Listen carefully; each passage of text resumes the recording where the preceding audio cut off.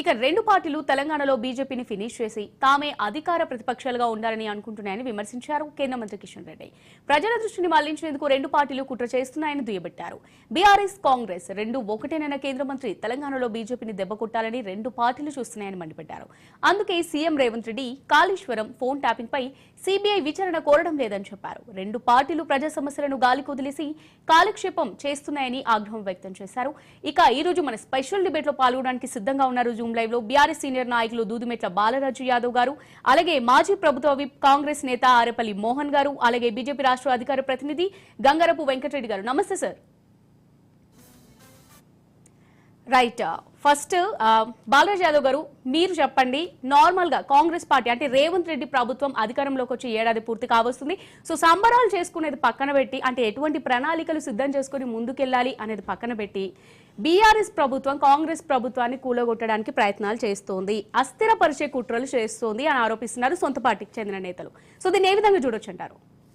ముందుగా అమూల్య గారు మీకు, అదేవిధంగా రాజ్ న్యూస్ ప్రేక్షకులకి, అదేవిధంగా ప్యానెల్లో పెద్దలు మాజీ ఎమ్మెల్యే ప్రభుత్వ విప్ ఆరేపల్లి మోహన్ గన్న గారికి, అదేవిధంగా భారతీయ జనతా పార్టీ అధికార ప్రతినిధి వెంకరెడ్డి గారికి నమస్కారం. అమూల్య గారు, ఇలా స్పష్టంగా మీరు చెప్పాల్సింది భారత రాష్ట్ర సమితిగా ఇలా ప్రజలకు రాజ్ న్యూస్ ద్వారా చెప్పేది ఒకటి. ఇలా 11 నెలలైంది కాంగ్రెస్ పార్టీ అధికారంలోకి వచ్చి. 11 నెలల్లో మీరు 100 రోజులలో చేస్తున్నటువంటి 6 గ్యారెంటీల విషయంలో కాంగ్రెస్ పార్టీ విఫలమైందా సఫలమైందా వాళ్ళ అంతర్గత విశ్లేషణ చేసుకొని సమరాల సిద్ధమైతే బాగుంటది అనేది బీఆర్ఎస్ పార్టీ యొక్క సూచన. రెండవది, ఓకే మేము 11 నెలల్లో బాగా చేసాం, పర్ఫార్మెన్స్ బాగానే ఉంది, ప్రజలు మమ్మల్ని ఆశీర్వదిస్తున్నారు అనుకుంటే మీరు సంబరాలు చేయండి, వేడుకలు చేయండి, బాంబులు కాల్చండి, పటాకులు కాల్చండి, భారత రాష్ట్ర సమితికి ఏం అభ్యంతరం లేదు. రెండు, ఈ రోజు మీరు ఇస్తున్నట్టు 100 రోజులలో 6 గ్యారంటీలు ఏదైతే ఉన్నాయో, ఇలా రైతుకు బోనస్ సంబంధించి 500 ఇస్తామన్నాం అని చెప్పేసి ఆ రోజు ఎలక్షన్ మేనిఫెస్టోలో చెప్పినారు. ఎలక్షన్ మేనిఫెస్టోలో మీరు పెట్టింది ఏంటంటే అన్ని పొట్ల రకాలకు కింటాకి 500 రూపాయల బోనస్ ఇస్తామని చెప్పేసి స్పష్టంగా రైతుకి ఇచ్చే భరోసాలో మీరు చెప్పినారు. కానీ ఇలా అన్ని ఓట్లకు 500 అందుతుందా లేదా, అందిన తర్వాత మీరు సమరాలు చేసుకుంటే బాగుంటది అనేది బీఆర్ఎస్ పార్టీ. రెండవది, ఇలా రాజ్ న్యూస్ ద్వారా మీరు చెప్పేది ఏంటంటే కౌలు రైతులకు సంబంధించి వీళ్ళు 12,000 రూపాయలు ఇస్తాము అని చెప్పేసి 15,000 ఇస్తామని చెప్పేసి చెప్పినారు. మరి ఇంతవరకు దాని మీద అతిగతి లేదు. అదేవిధంగా రైతు కూలీలకు 12,000 ఇస్తామని చెప్పినారు నెలకు, మరి ఇంతవరకు దాని మీద అతిగతి లేదు. అదేవిధంగా రుణమాఫీ సంబంధించి మేడం మేము ఇలా స్పష్టంగా 72 లక్షల మంది రైతాంగానికి ఎఫెక్ట్ అయ్యే ఈ అంశం ఇది. ఇవాళ రాజ్ న్యూస్ ద్వారా చెప్పదలుచుకున్నది ఏంటంటే రుణమాఫీ విషయంలో కాంగ్రెస్ పార్టీ పూర్తిగా విఫలమైంది అంటుంటే వాళ్ళు సఫలమైందని మాట్లాడుతూ ఉన్నారు. ఎట్లా విఫలమైంది అంటే ముఖ్యమంత్రి గారు SLBC state level bankers meeting జరిగినప్పుడు వాళ్ళు స్పష్టంగా బ్యాంకర్స్ అడిగారు, అయ్యా ఎంతమంది చిన్నకారు సన్నకారు రైతులు లోన్ తీసుకున్నారని అడిగితే, సార్ సుమారు 56 లక్షల నుంచి 50 లక్షల పై చిలుకున్నారని చెప్పేసి ముఖ్యమంత్రి గారు ఎదుటే బ్యాంకర్స్ సుమారు 32 నుంచి 33 బ్యాంకులు ఏదైతే ఇవాళ రుణాలు తీసుకున్నా ఉన్నారో ఆ ప్రధాన బ్యాంకర్స్ వాళ్ళు చెప్పారు. ఆ రోజు ముఖ్యమంత్రి గారు తదనంతరం ఒక సభలో మాట్లాడుతూ 40 లక్షల మందికి మేము పైచిలుకు అంటే 42 లక్షల మంది పైచిలుకు మీరు రుణమాఫీ చేయబోతున్నాం భవిష్యత్తులో అని చెప్పేసి ఒక ప్రకటన చేశారు. తదనంతరం క్యాబినెట్ మీటింగ్ పెట్టుకొని ఆ క్యాబినెట్ మీటింగ్ లో 31,000 కోట్లు అవసరం ఉంటాయని చెప్పేసి రుణమాఫీ కోసం క్యాబినెట్ లో పెట్టారు. తదనంతరం అసెంబ్లీలో బడ్జెట్ ప్రవేశపెడితే రుణమాఫీ కోసం కేటాయించిన నిధుల సంఖ్య 26,000 కోట్లు మాత్రమే. ఈ రోజు లాస్ట్ కు వచ్చే వరకు మాఫీ చేసింది 18,000 కోట్లు మాత్రమే. 31,000 కోట్లు ఎక్కడ, 18,000 కోట్లు ఎక్కడ అంటే ఇంకా 12,000 కోట్లు మాఫీ చేయనట్టే కదా. మీరు 42 లక్షల మందికి మీరు రుణమాఫీ చేస్తామని మీరే స్పష్టంగా చెప్పినారు. మరి 22 లక్షల మంది కూడా ఇంకా మాఫీ చేయలేదు, మాఫీ చేశారు అంటే 20 లక్షల మందికి ఇంకా మాఫీ చేయనట్టే కదా. అంటే రుణమాఫీ గాని రైతుల సంఖ్యనే మీరు చెప్పిన లెక్కల ప్రకారం 8 లక్షలు ఉంది, మీరు చెప్పిన లెక్క ప్రకారమే ఇంకా 13,000 కోట్ల రూపాయలు ఇంకా రుణమాఫీ గాని పైసలు ఉన్నవి. కాబట్టి వీళ్ళందరికీ రుణమాఫీ చేయకుండా మీరు ఎట్లా అమలు చేసినట్టయితే 6 గ్యారెంటీలు ఒక అంశం అనేది బీఆర్ఎస్ పార్టీ వాదన.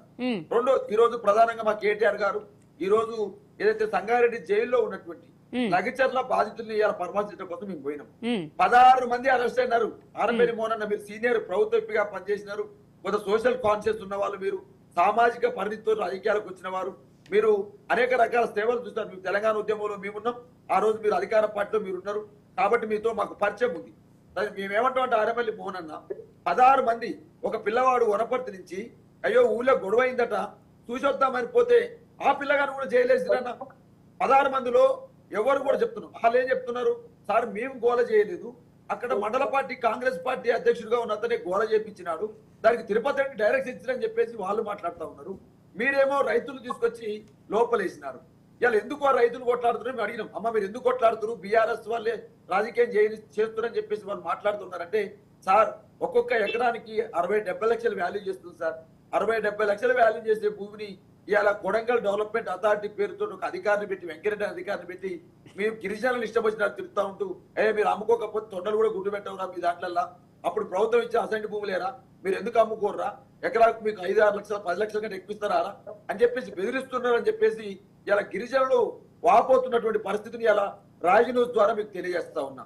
ఒకవైపు అక్కడ ఉన్నటువంటి గిరిజనులు ఏదైతే 5 మండలాలు, దుద్యాల మండలంలో ఉన్నటువంటి పూలపల్లి కావచ్చు, దుబ్బతండ కావచ్చు, పెంజర్ల తండ కావచ్చు, ఈ తండాలో ఉన్నటువంటి గిరిజనులు మొత్తం కూడా అయ్యో జీవితాంతం బతకాల్సిన భూమిని అప్పనంగా 10 లక్షలకో 5 లక్షలకో ఇలా ప్రభుత్వం సేకరిస్తే మా బతుకులు ఏం కావాలి, మా పిల్లల బతుకులు ఏం కావాలి, మా పిల్లల జీవితాలు ఏం కావాలని చెప్పేసి వాళ్ళు ఒకవైపు బాధపడతా ఉంటే ఇలా ఉరిమే పిడుగుపడ్డట్టు ఇలా వాళ్ళ మీద మళ్ళీ జైలు జీవితం అని చెప్పేసి సుమారు 47 మంది మీద కేసులు పెట్టారు. ఇలా 16 మంది జైలు జీవితం అనుభవిస్తా ఉన్నారు. ఊళ్ళోకి పోతే హైటెన్షన్ వాతావరణం, ఎక్కడ వస్తారో, ఎవరి పోలీసు వస్తారో, ఎవరు తీసుకెళ్తారో, ఎవరిని జైల్లో పెడతారో అర్థం కాని పరిస్థితి లఘుచర్లలో ఉంది. లఘుచర్లనే కాదు, దుద్యాల మండలంలో 5 గ్రామాల్లో అదే పరిస్థితి ఉంది. మీరు ఇలా ఫార్మా విలేజ్ పేరుతోటి, ఫార్మా క్లస్టర్ పేరుతోటి సుమారు 3,000 నుంచి 30,000 ఎకరాలు స్వీకరించే ప్రయత్నం ప్రభుత్వం చేస్తా ఉంది. గతంలో ఇదే ముఖ్యమంత్రి రేవంత్ రెడ్డి గారు ప్రతిపక్షంలో ఉన్నప్పుడు రంగారెడ్డి జిల్లాకు వెళ్లి ఫార్మాసిటీ అనేది వేస్ట్ 13,000 ఎకరాలు అనవసరంగా ప్రభుత్వం సేకరించింది. ఆ ఫార్మాసిటీ భూముల్ని వెనకకిస్తామని చెప్పినారు. ఇంతవరకు ఫార్మాసిటీ భూములు వెనకకి ఇవ్వకపోగా, ఆ రైతుల్ని ఆదుకోకపోగా, ఆ ఫార్మాసిటీలో ఏదో రియల్ ఎస్టేట్ వెంచర్లు ఏర్పాటు చేస్తామని చెప్పేసి పెద్ద ఎత్తున పుకార్లు వస్తా ఉన్నవి. మరి ఇవన్నీ అంశాలు ఒకవైపు ఉంటా ఉంటే ప్రభుత్వం వారోత్సవాలు పోతున్నాం, సంబరాలకు పోతున్నాం, సంవత్సరం పూర్తి చేసుకున్నాం అంటే ఒకసారి ఆలోచన చేయాలి. రెండోది మహిళలకు ఉచిత బస్సు ప్రయాణం పెట్టారన్న మోహనన్న సంతోషం. ఉచిత బస్సు ప్రయాణం ద్వారా 1,50,00,000 మంది ప్రయాణిస్తున్నారు. మీరు పెట్టినటువంటి ఒక పథకం అది. ఓకే సార్, మోహన్ గారు, ఓకే మోహన్ గారు, ఇప్పుడు మీరు చెప్పండి.